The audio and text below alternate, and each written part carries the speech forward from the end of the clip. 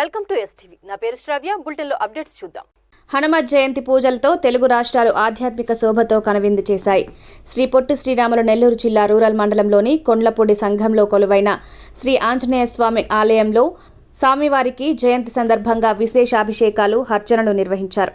తదుపరి వడమాలలతో అందంగా అలంకరణలు చేసి వ్రతదీక్షలు పూర్తి చేశారు. ఈ సందర్భంగా రామనామ సంకీర్తనలు, జై హనుమాన్ నామస్మరణలతో భక్తులు స్వామివారిని దర్శించుకుని తరించారు. ఇక నెల్లూరు జిల్లా కోవూరు పట్టణంలోని శ్రీ వీరాంజనేయ స్వామి ఆలయంలో హనుమత్ జయంతి ఉత్సవాలు వైభవంగా నిర్వహించారు. వేకువజామునే పెద్ద సంఖ్యలో విచ్చేసిన భక్తులు ఆలయంలో ప్రదక్షిణ నిర్వహిస్తూ స్వామివారిని దర్శించుకుని నైవేద్యాలను సమర్పించి మొక్కులు తీర్చుకున్నారు. జై శ్రీరామ్ అంటూ స్వామివారి నామస్మరణ చేస్తూ జయంతి వేడుకల్లో పాల్గొన్నారు. ఈ సందర్భంగా ఆలయ అర్చకులు పవిత్ర జలాలను కలశాల్లో సేకరించి ఆలయ ప్రదక్షిణ చేసి స్వామివారికి అభిషేకాలను నిర్వహించారు. అనంతరం ఆలయ ఆవరణలో లోక కళ్యాణార్థం హోమాన్ని నిర్వహించారు.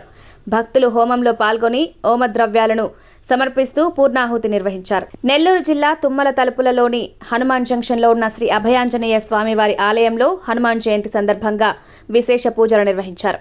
నిర్వాహకులు స్వామివారికి అభిషేకాలు, కలశ పూజలు, దంపతి పూజలు నిర్వహించి భక్తులకు దర్శనం కల్పించారు.